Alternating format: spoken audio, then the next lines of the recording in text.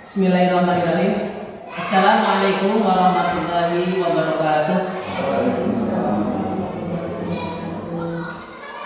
A'udzubillahi minasyaitonirrajim. Bismillahirrahmanirrahim.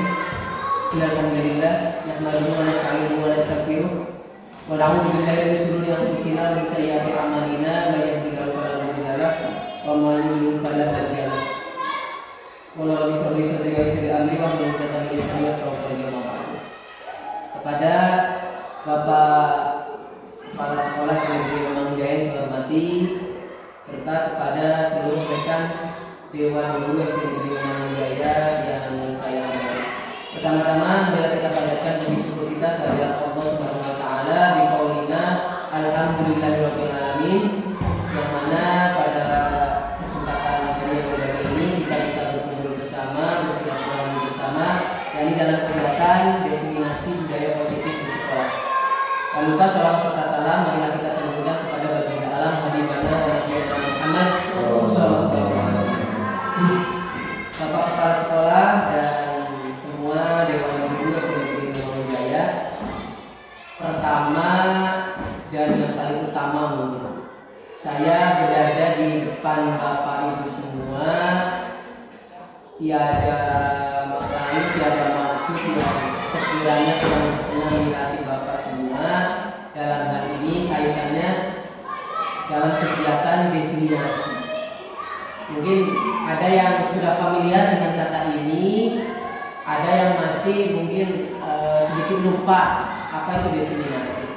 Kaitannya kegiatan hari ini, selain program dari kegiatan saya selaku calon guru penggerak, kegiatan diseminasi ini harusnya memang rutin dilaksanakan dalam rangka penyampaian informasi.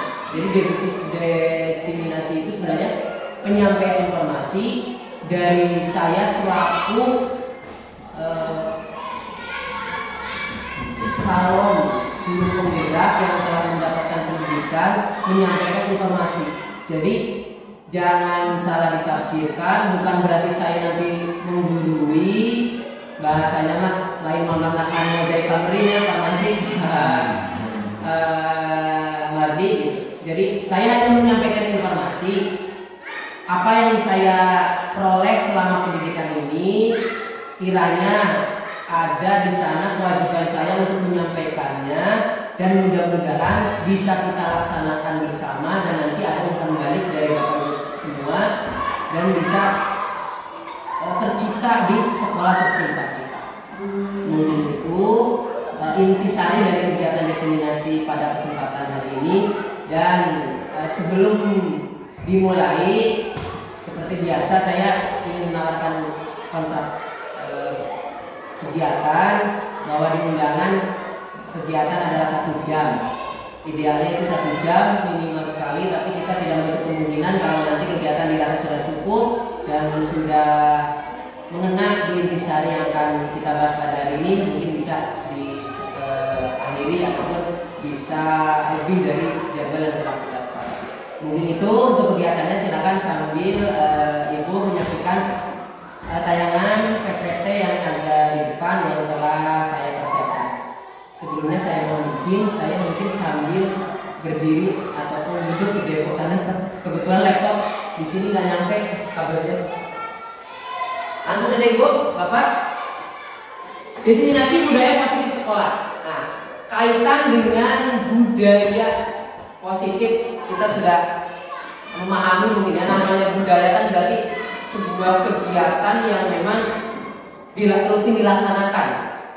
Nah, kaitannya dengan budaya positif di sekolah, saya yakin selama saya pertama masuk di SD Negeri Mangunjaya ini, banyak sekali budaya positif yang sudah diterapkan sebenarnya.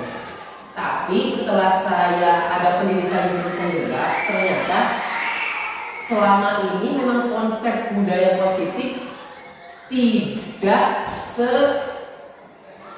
segamblang yang telah diterapkan sekolah gitu. Ternyata banyak tahapan-tahapan yang harus dilaksanakan, dan ternyata harus bukan hanya sebatas peraturan gitu.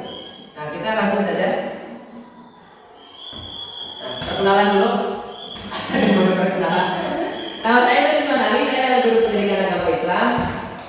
Alhamdulillah saya diberikan kesempatan, diberikan amanah menjadi calon guru penggerak di angkatan 6 dari SD Negeri Mangunjaya Kabupaten Pangandaran. Sebenarnya rasa bersyukur iya, rasa apa ya, bukan beban sih, jadi rasa kayak bener-bener tuntutan tugas juga iya gitu. Di sisi lain, ketika salah satu guru dalam satu sekolah lulus program calon guru penggerak, itu yang menjadi PR bersama adalah sekolah kita akan menjadi role model. Nah itu yang agak berat gitu. Jadi nanti akan menjadi acuan di SD 5 Mangunjaya keberhasilan kegiatan program guru penggerak ini gitu.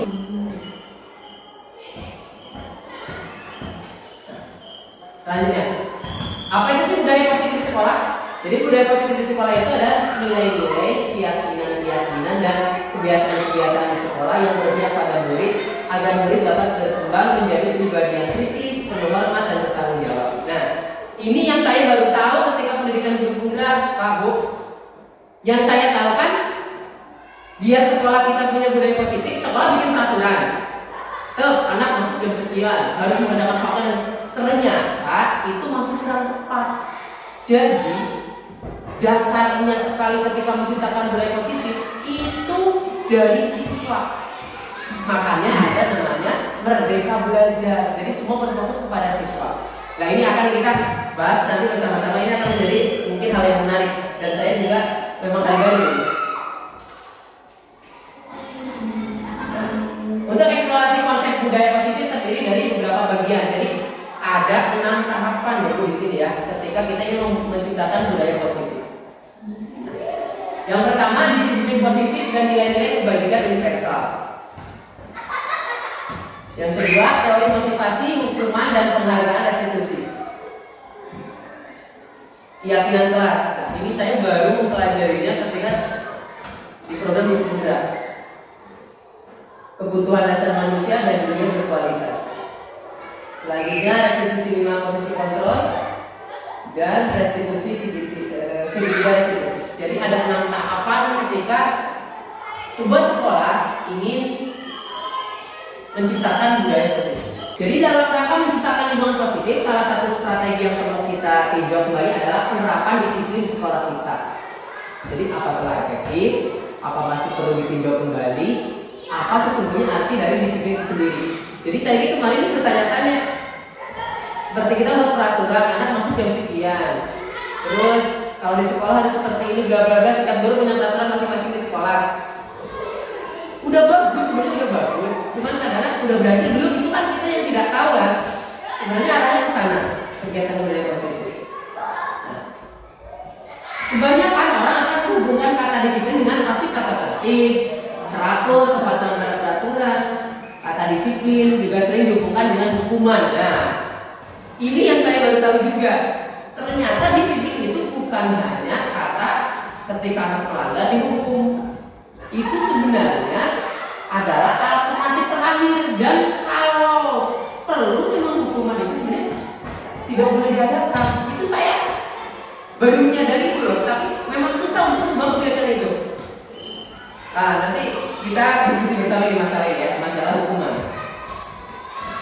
Jadi dengan kata lain, seorang yang memiliki disiplin diri berarti mereka bisa bertanggung jawab terhadap apa yang dilakukannya, karena mereka mendasarkan tindakan mereka pada nilai-nilai kebajikan universal.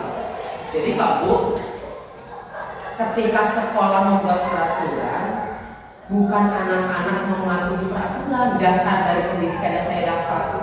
Jadi menumbuhkan kesadaran anak. Jadi tuh anak tuh merdeka gitu, oh ya, saya tuh berbuat ini salah, berarti saya tidak boleh melanggar gitu. Jadi mereka bukan ketakutan dari peraturan yang dibuat. Sebenarnya itu ya yang menjadi PR bersama adalah gimana caranya membuat anak memiliki kesadaran tersebut. Dan itu yang memang dipelajari selama saya pendidikan, dan PR kita bersama gitu, agar menciptakan budaya positif di sekolah kita. Gimana caranya anak itu sadar dengan sendirinya tanpa harus ada aturan tertentu, itu mereka tahu, oh masuk itu jam sekian, oh tugas PR itu dikerjakan sebelum waktu harus beres. Jadi mereka sadar dengan sendirinya. Tujuannya adalah disiplin positif itu. Jadi bukan hanya hukuman ataupun peraturan yang terpampang. Harus selaras dengan nilai-nilai kebajikan universal. Nilai kebajikan universal atau nilai umum ya. Jadi maksudnya nilai yang memang dipercaya oleh kita semua. Keadilan, tanggung jawab, kejujuran, bersyukur, banyak lah pokoknya ya lain-lain. Itu pasti kita memahami itu semua. Itu adalah nilai kebajikan yang memang harus ada dan dimiliki oleh setiap individu. Kaitannya dengan kebijakan universal ya ini sangat kontras dengan apa yang dikemukakan oleh Kementerian Pendidikan Bapak Nadiem Makarim. Jadi arahnya adalah anak nanti memiliki profil pelajar Pancasila. Ada berapa ketika profil pelajar Pancasila? Nah ini yang digembar-gemborkan ya, yang digembar-gemborkan. Merdeka Belajar Kurikulum Merdeka, anak-anak nantinya harus memiliki profil pelajar Pancasila. Apa saja sih? Pertama, beriman bertakwa kepada Tuhan Yang Maha Esa. Sudah pasti ya, ini menjadi fondasi awal. Seorang siswa harus beriman dan bertakwa kepada Tuhan. Yang kedua, anak itu nanti menjadi seorang siswa yang mandiri. Selanjutnya anak itu menjadi seorang yang mempunyai nalar kritis atau nalar kritis. Berikutnya kan global, bergotong royong, dan kreatif. Ini nggak usah dijabarkan ya, tidak cukup jelas lah ya.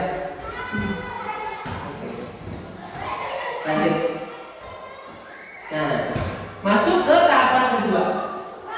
Jadi, kalau teori kaitannya dengan teori motivasi, hukuman dan penghargaan restitusi, Ibu saya agak sedikit ngasih instruksi, mohon maaf. Ini mah hanya gambaran. Bapak Ibu, salah seorang yang berada di sebelah kanan mengepalkan tangan. Berarti ya Pak Hadi sama Bu Tika mengepalkan tangan Pak. Lorone ini.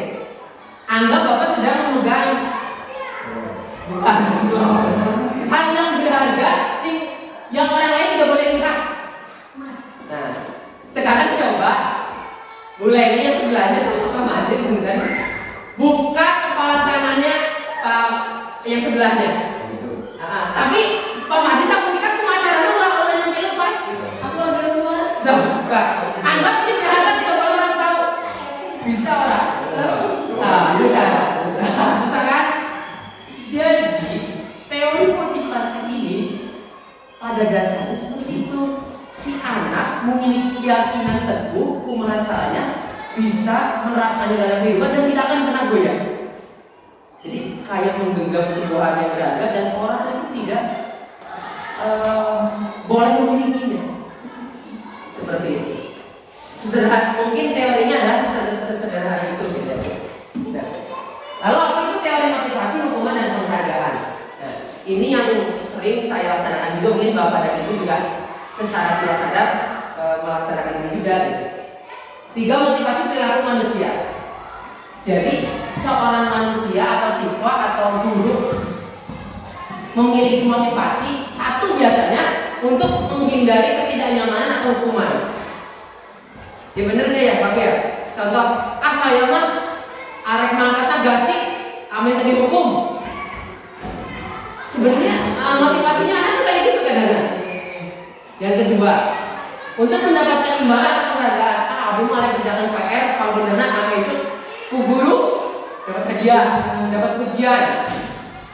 Itu motivasi perilaku manusia dasarnya itu ya. Terakhir, untuk menjadi orang yang mereka inginkan dan menghargai diri sendiri dengan nilai-nilai yang mereka percaya lain yang bagus.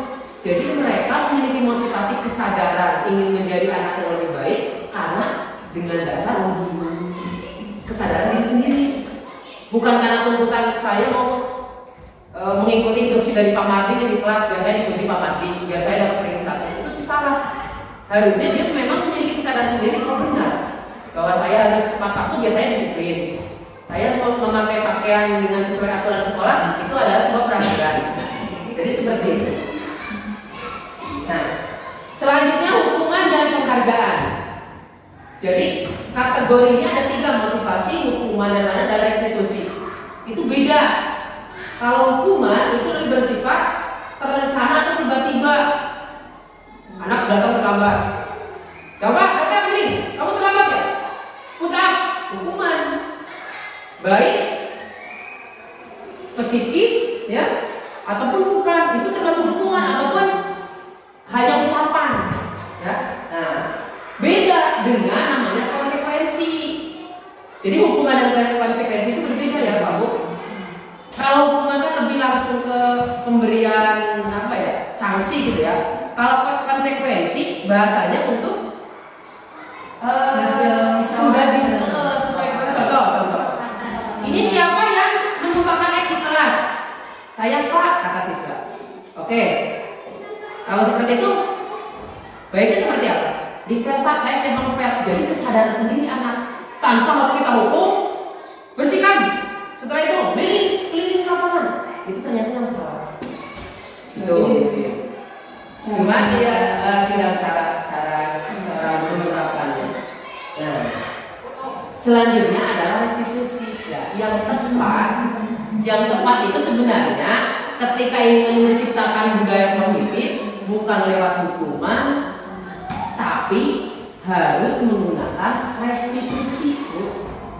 Nah, namanya restitusi dalam pendidikan adalah proses menciptakan kondisi bagi murid untuk memperbaiki kesalahan mereka sehingga mereka bisa kembali pada kelompok mereka dengan karakter lebih baik. Itu menurut dosen 2004. Restitusi membantu murid menjadi lebih memiliki tujuan, disiplin positif, dan memulihkan dirinya setelah berbuat salah. Restitusi bukan untuk menebus kesalahan, namun untuk belajar dari kesalahan. Nah, jadi bahasanya ini juga saya baru nih kemarin di pendidikan, ternyata mendisiplinkan anak untuk menciptakan budaya positif di sekolah bukan lewat hukuman, tapi namanya restitusi. Tahapannya apa? Nanti akan dibahas di materi selanjutnya. Sebelum ke arah restitusi, seorang guru itu membuat sebuah keyakinan kelas. Apa itu keyakinan kelas?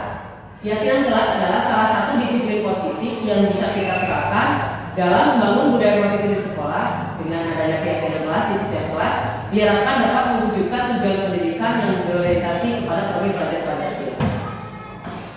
Jadi, keyakinan kelas di sini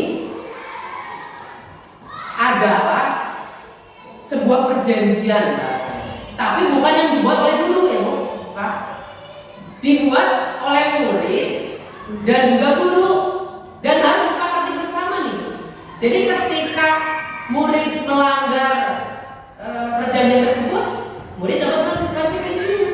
Ketika guru melanggar pun, ya harus menerima konsekuensinya. Itu namanya keyakinan kelas. Makanya ada namanya itu Mari Merdeka Belajar, itu arahnya ke sana sebenarnya. Kalau prosedurnya seperti apa? Pertama, mempersilahkan murid-murid kelas untuk bercurah pendapat tentang peraturan yang disepakati. Yang kedua, mencatat semua masukan para murid di papan tulis. Yang ketiga, susunan keyakinan kelas sesuai dengan prosedur. Nah, ini yang memang kemarin saya praktekkan di kelas 5, saya selaku wali kelas. Ribet iya, susah iya, apalagi kalau anak tingkatan dasar memang agak sulit ya, beda dengan tingkatan SLTP atau SMA yang udah memiliki emosional atau kedewasaannya udah lebih tinggi gitu. Jadi benar-benar masih dipandu. Contoh, kayak anak-anak suruh-suruh membuat peraturan. Nah, kita biar kelas kita ini tertib, kamu pengennya seperti apa? Pak, aja nakal bakir-bakirannya disepakati oleh semuanya, kita tulisannya seperti itu, pampangkan itu sebagai perjanjian dalam sebuah kelas tersebut. Dibikinnya seperti itu perjanjian bersama. Kata-katanya ini sulit nih, kata-katanya harus katanya yang positif. Contoh, jangan berlari di kelas bikin peraturan. Jadi jangan menggunakan kata larangan, tapi harus lebih ke kata positif. Contoh, berjalannya di kelas atau koridor. Jangan makan di dalam kelas, makanlah di kantin. Sebenarnya kayak gitu. Jadi menghindari kata larangan. Kalau dalam Merdeka Belajar seperti itu, gimana caranya anak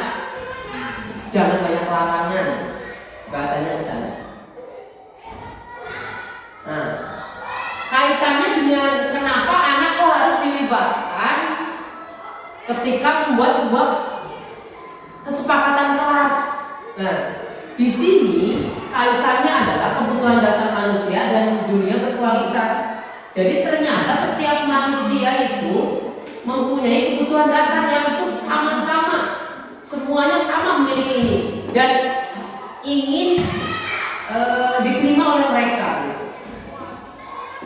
Yang pertama adalah kebutuhan bertahan hidup atau survival, kebutuhan cinta dan kasih sayang, kebutuhan penguasaan, kebutuhan kebebasan, kebutuhan akan kesenangan. Jadi siswa juga 5 ini mereka harus difasilitasi oleh kita. Jangan hanya kita yang menentukan, guru plek-jiplek, rumah guru pokoknya di kelas sama kelasnya rapi. Itu masih kurang tepat sebenarnya. Sebenarnya masih kurang tepat. Dan saya selama ini berarti saya juga masih banyak salah gitu. Belajar dari apa yang telah saya pelajari, ternyata banyak salah. Ternyata mereka memiliki kebebasan, mereka memiliki pasti daya yang luas, kita fasilitasi. Makanya dalam teori tabula rasa itu, kalau saya selaku guru pendidikan agama Islam kan mengibaratkan anak itu sebagai kertas putih kosong. Jadi diisi tinta merah ya merah, diisi tinta hitam dan hitam. Kalau menurut pihak Dewantara yang telah saya pelajari, ternyata dalam dunia pendidikan itu tidak ada kaitannya atau berbeda dengan teori tabula rasa. Jadi murid itu sebenarnya sudah memiliki watak masing-masing, Pak Bu. Tapi sama-sama. Jadi guru itu mengibaratkannya adalah petani. Nah, anak itu adalah benih. Contoh benih padi anaknya. Guru tahu itu padi, tapi kan belum jadi baru benih. Kita guru jangan maksa. Anak sabar belajar matematika sebenarnya. Kejadian matematika, Tuhan jadi anggur, terus pare kan biji pare. Oke, gede jadi anggur atau jadi kelapa. Itu yang kurang tepat menurut kita Dewantara. Jadi kita menebarkan garis-garis tipis tersebut, memfasilitasi ketika anak sudah tahu bininya padi, sawahnya itu adalah sekolah.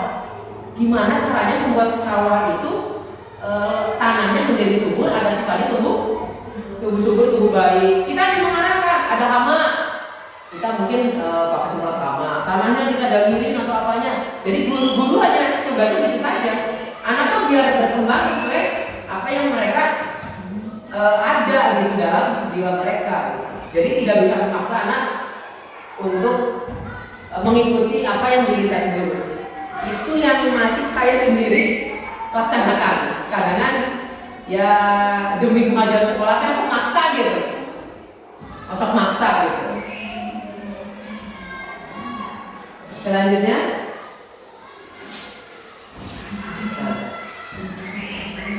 kaitannya dengan dunia berkualitas ketika semua itu kita laksanakan adalah bahwa setiap anak atau individu itu memiliki dimensinya masing-masing. Kayak saya nih, saya punya prinsip memajukan sekolah untuk budaya positif harus seperti ini, seperti ini, seperti ini.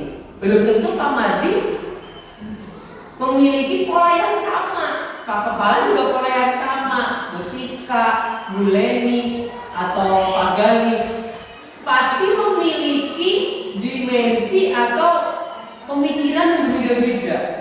Nah, kaitannya dalam program guru penggerak sekolah penggerak itu harus mencari satu titik temu benang merah yang harus diterapkan dan harus disepakati bersama. Contoh misalnya budaya positif, SD 5 akan menggencarkan kembali budaya 5S. Salam, sapa, sopan santun, salam, sapa, senyum, sopan santun. Contoh setiap pagi berada di depan gerbang, kita berikan salam semuanya. Kadang-kadang kan hanya coba pemikiran satu orang ketika saja gitu. Yang lain ini kayaknya agak sedikit berat dan harus dikaji ulang. Karena memang dunia berkualitas itu macam-macam keinginannya gitu. Jadi makanya harus cari satu solusi terbaik yang bisa dilaksanakan oleh siswa, dilaksanakan oleh guru, disepakati oleh seluruh warga sekolah.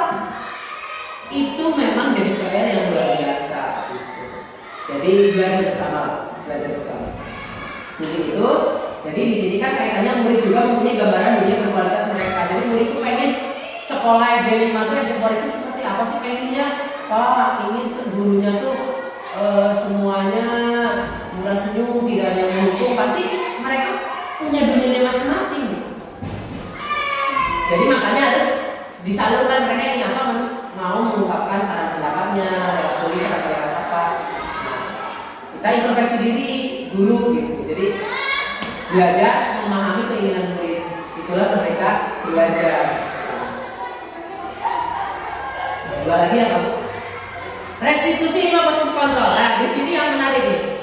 Ini yang kemarin ketika saya pendidikan, semua guru hampir salah kaprah ketika menjadi seorang pendidik.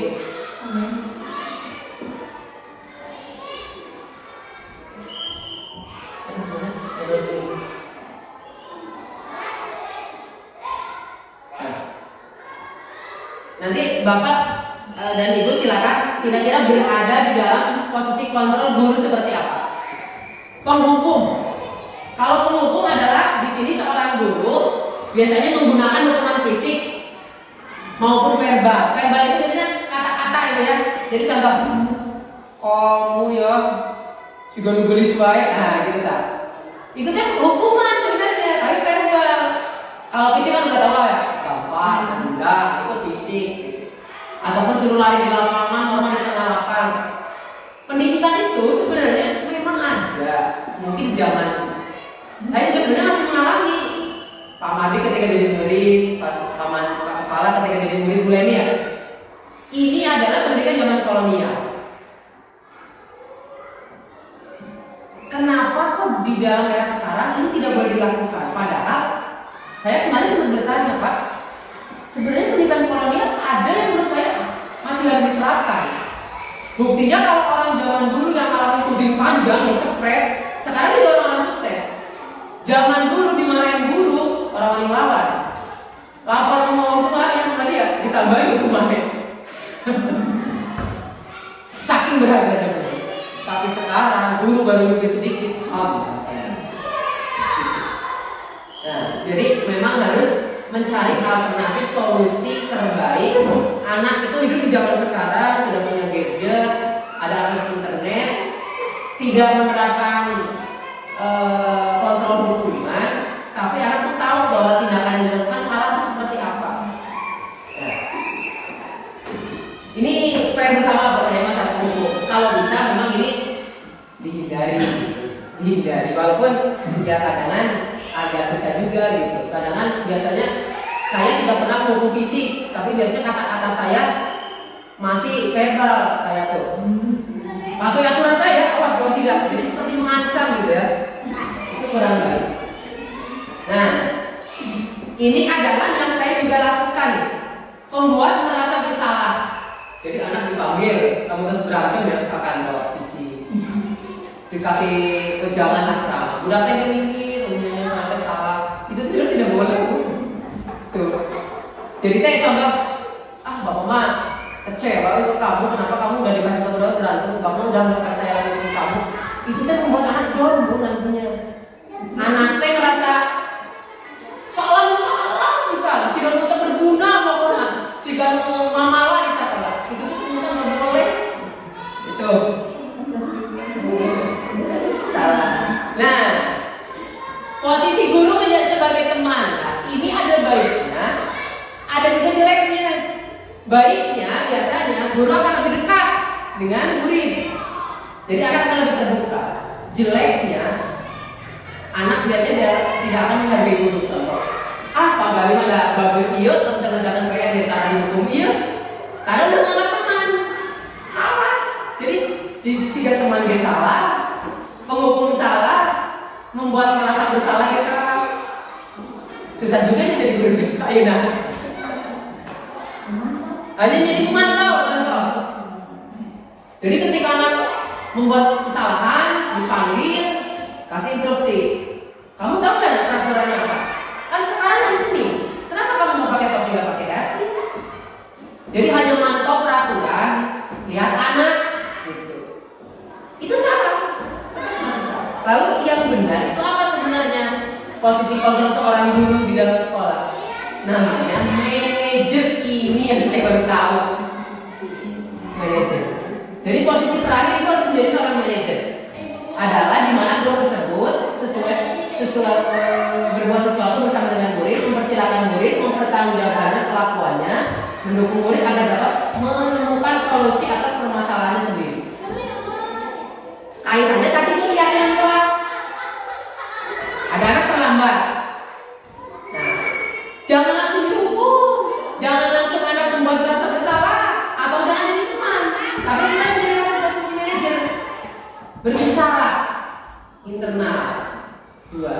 Nah, kenapa kamu jam segini baru datang? Jangan bilang kenapa kamu datang terlambat. Jadi kenapa kamu jam segini baru datang? Jadi anak suruh ngaku dahulu lah bahasanya, mengungkapkan pendapatnya, biar mereka tuh sadar sendiri. Oh, saya teh salah. Ada anak berantem, dipanggil, bilang gitu. Apa yang telah kalian lakukan? Jangan tiba-tiba, kamu berantem dulu ya? Ternyata sama itu. Iya, itu saya pasti alami dan itu memang susah, bro. Memang susah banget. Dan saya rasakan kalau tidak seperti itu kayaknya tidak akan efektif ya, Pak. Kalau begitu dicarekan kayaknya tidak efektif. Ternyata itu salah. Ternyata harus dalam posisi manajer. Jadi panggil anak-anaknya, lalu ditanya, kamu berbuat apa? Saya berkelahi. Panggil mereka jawab dulu sendiri. Kira-kira menurut kamu contoh ini, berkelahi benar atau salah? Nah, mereka biar mikir sendiri, salah Pak. Jadi mereka menyadari perbuatan mereka itu salah. Bukan harus dikasih tahu sama kita, mereka sadar sendiri. Nah, posisi manajer ini yang memang luar biasa, harus sabar banget seorang guru. Aduh, kok bedet ya, Pak? Bisa kamu lagi bangun, oh bedet, gak menyarekan. Itu ya harus berusaha bersama kita menjadi posisi kontrol manajer. Nah, ini yang dapat terakhir sebelum sesi tanya jawab. Nah, ini segitiga restitusi. Penerapannya semua dari awal dari 5 komponen tadi. Ketika anak ada sebuah permasalahan, langkah-langkahnya itu seperti apa? Nah, dalam segitiga restitusi adalah proses menciptakan kondisi bagi murid untuk memperbaiki kesalahannya sehingga karakter mereka lebih kuat ketika kembali ke kelompoknya. Tahapannya ini, tahapannya pertama, menstabilkan identitas. Ada anak berkelahi, datang dulu berdua di depan, nanyanya kayak tadi, apa yang telah kalian lakukan kelas tadi. Jadi stabilkan dulu kondisinya, biar anak tuh merenung dulu, meresapi dulu lah bahasanya gitu, menstabilkan dulu. Tapi bukan berarti kita harus marah. Pertamanya itu. Nah, selanjutnya validasi tindakan yang salah. Jadi setelah sudah menstabilkan, divalidasi. Nah, kira-kira menurut kamu perbuatan kamu tadi di kelas benar atau salah? Salah Pak. Namanya. Baru mereka menyadari kan, berarti validasi tidak salah. Terakhir, menanyakan keyakinannya. Oke, kalau menurut kamu salah, kira-kira untuk memperbaiki semua itu kamu harus seperti apa ke depannya? Jadi menawarkan, Bu, kayak konseling lah bahasanya. Siapa saya ke depannya tidak akan berantem lagi, semoga saya akan baik ke teman gitu. Berarti sesuai kesepakatan kelas, ya udah ditulis sama saya kesepakatan kelas tidak boleh berantem. Jadi guru itu fasilitasi doang ya ternyata. Seperti itu. Jadi menstabilkan identitas, validasi tindakan yang salah dan menanyakan keyakinan. Itu segitiga.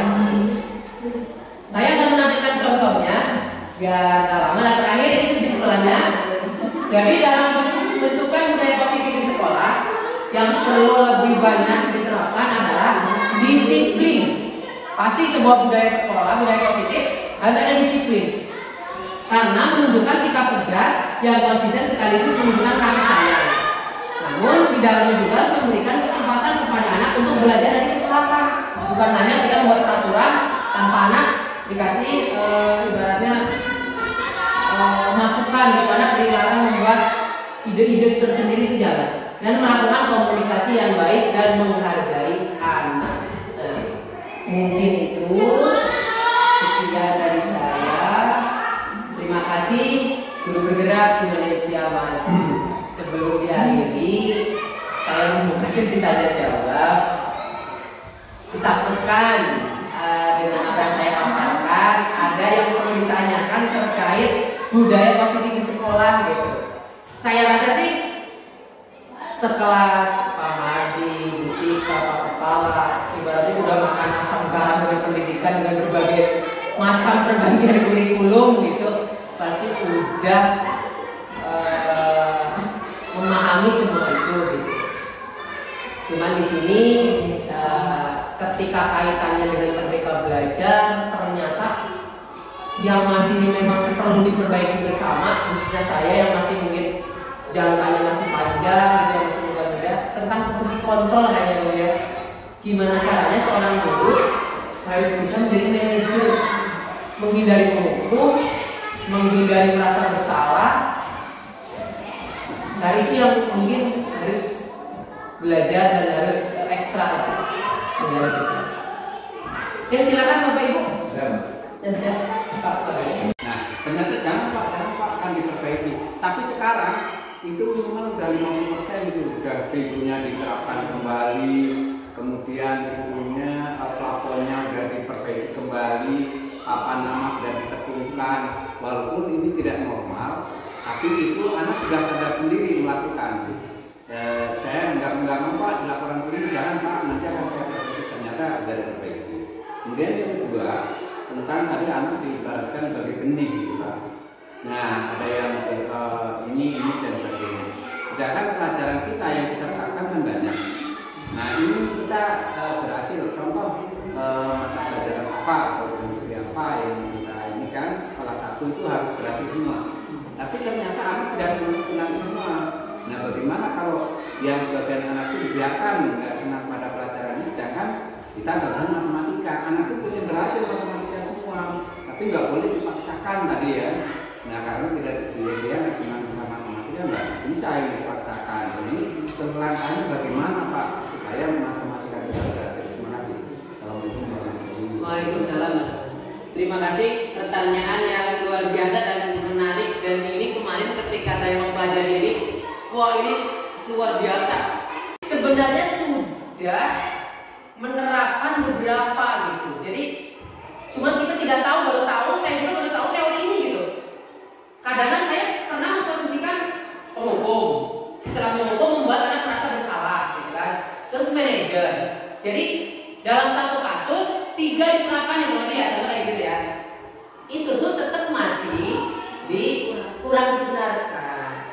Jadi harusnya tetap kalau menurut apa yang dipaparkan manajer dan bahasa seperti itu sebagai ketentuan. Nah kembali lagi, tapi kok buktinya selama ini yang seperti itu berhasil gitu? Iya.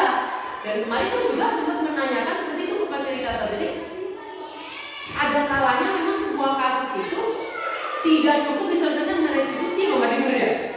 Harus tetap ada jiwa penghukumnya seorang guru. Biar ada efek jerah. Walaupun ternyata itu memang kurang digunakan, jadi anak tidak merdeka perasaannya. Harusnya mereka menyadari sendiri kesalahannya, lalu mau bertanggung jawab dengan apa yang telah dilakukan. Nah, mungkin yang perlu diperbaiki, hemat saya ini hemat saya, prosesnya saja kayaknya tadi. Jadi ketika anak melakukan sebuah kasus, nah memanggilnya, lalu segitiga restitusi itu diterapkan, anak harus sadar sendiri, lalu anak harus mengungkapkan sendiri untuk memperbaiki kesalahannya. Mereka itu seperti apa? Jadi jangan ditentukan dulu. Contoh Pak Mati, kalau guru tuh kadang lagi gini, harus ganti besok bawa ini. Nah, hindari itu dulu kayaknya. Hindari itu dulu. Jadi anak suruh mengeksplor dulu, berbicara dulu, mengungkapkan dulu kira-kira untuk memperbaiki WC yang rusak harusnya seperti apa. Nah anak tuh nanti mikir, oh ya Pak, saya nanti harus menggantinya, saya harus patungan dengan anak-anak, saya harus membeli. Itu mungkin prosesnya saja Pak. Jadi kadang-kadang kan kalau guru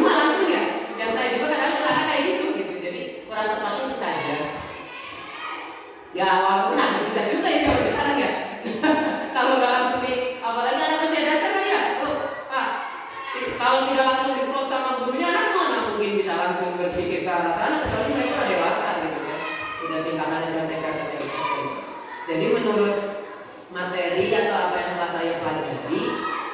Seperti itu proses dididik dan restitusinya Pak Mardi. Jadi itu membuat anak tuh harus meyakini kesalahannya, terus memiliki jiwa untuk mau memperbaiki kesalahan seperti apa sendiri tanpa guru-guru yang memberi hukuman atau memberi rasa bersalah. Itu dari prosesnya saja sebenarnya. Itu paling ini yang mana ya? Yang kedua. Ini yang menarik nih. Sebenarnya ini runtutannya sangat panjang. Ketika anak itu diibaratkan ada sebagai benih dan guru sebagai petani. Jadi seorang petani kan tidak bisa memaksa benih itu untuk tumbuh sesuai keinginan.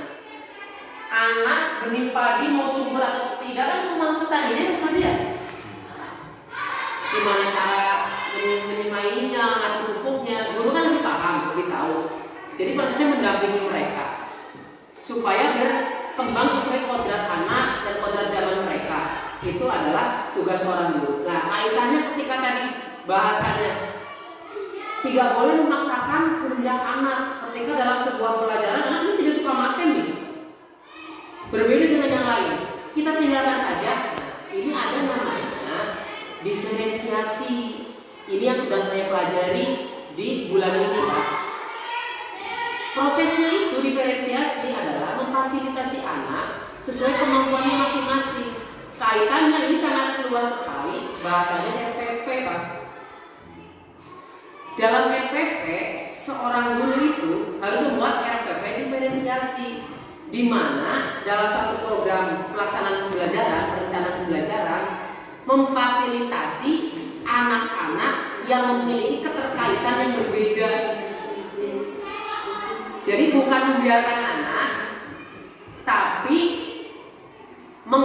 bahasanya kita mengkelompokkan anak, tapi bukan membedakan kasta ya. Si pintar kalau si pintar, yang kurang cerdas dengan yang kurang tidak cerdas, bukan. Itu namanya mendiskriminasi.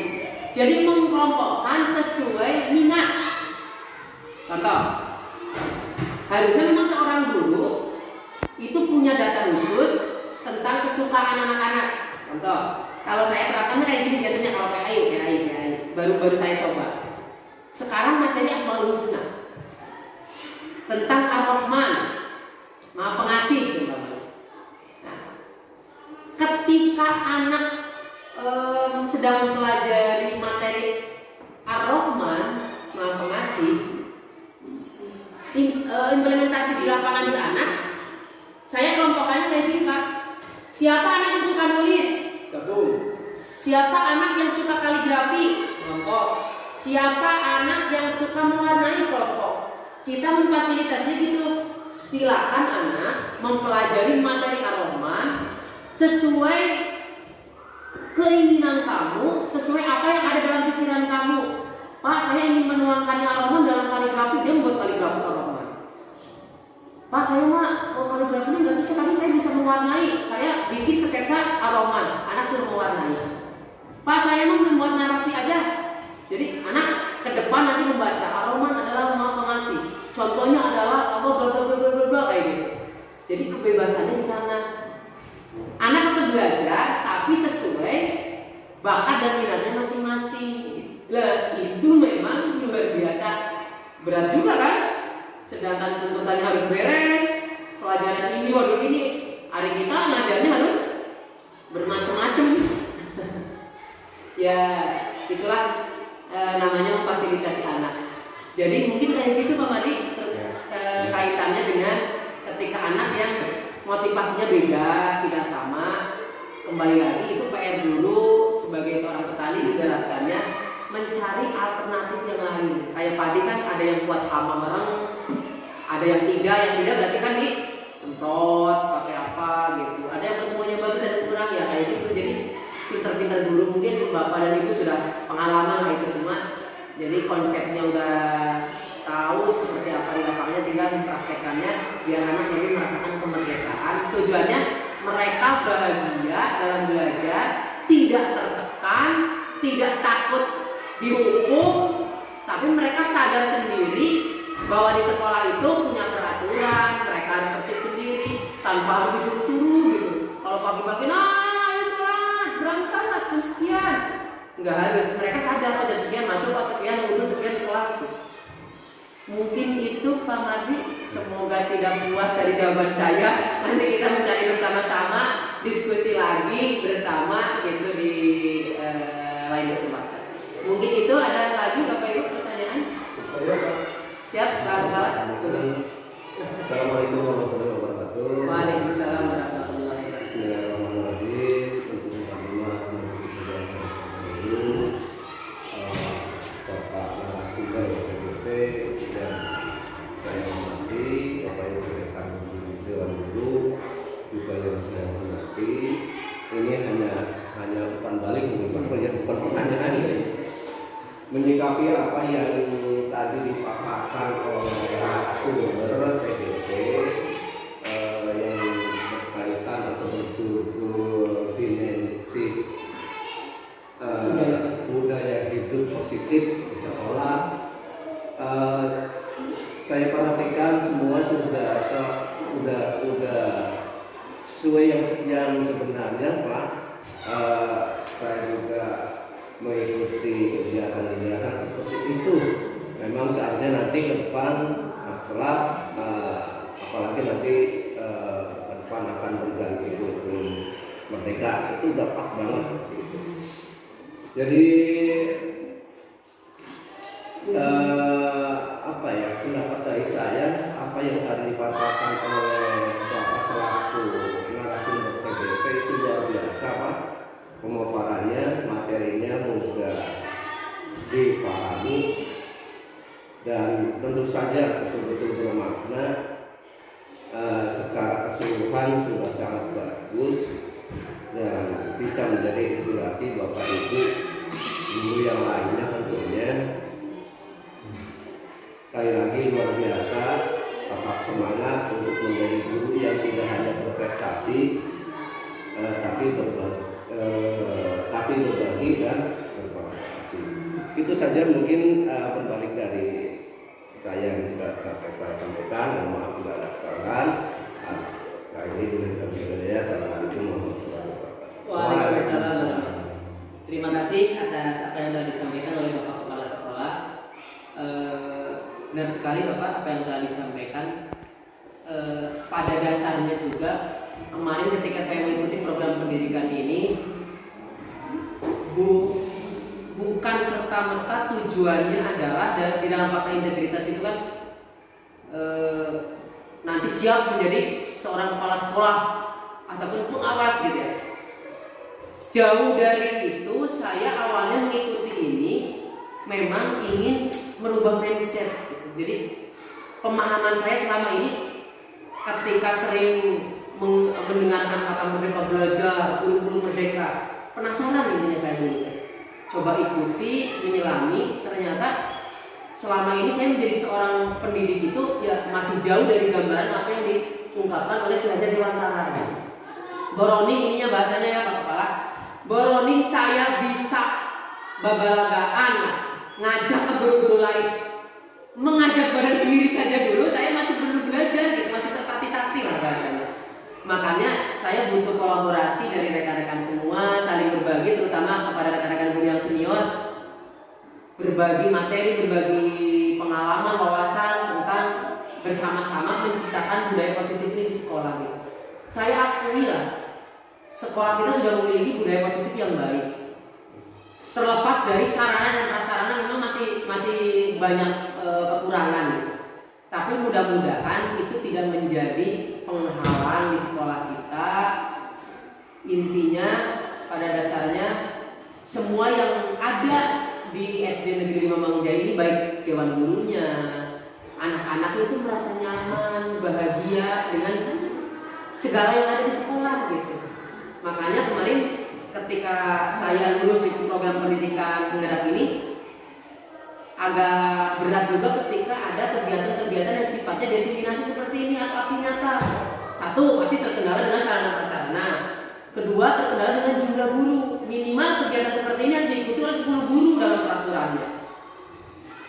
Idealnya, jadi benar-benar sekolah yang induk lah bahasanya gitu. Yang sarannya sudah menunjang seperti SMA atau SKTP, itu akan lebih mudah untuk diciptakan. Tapi saya tidak patah semangat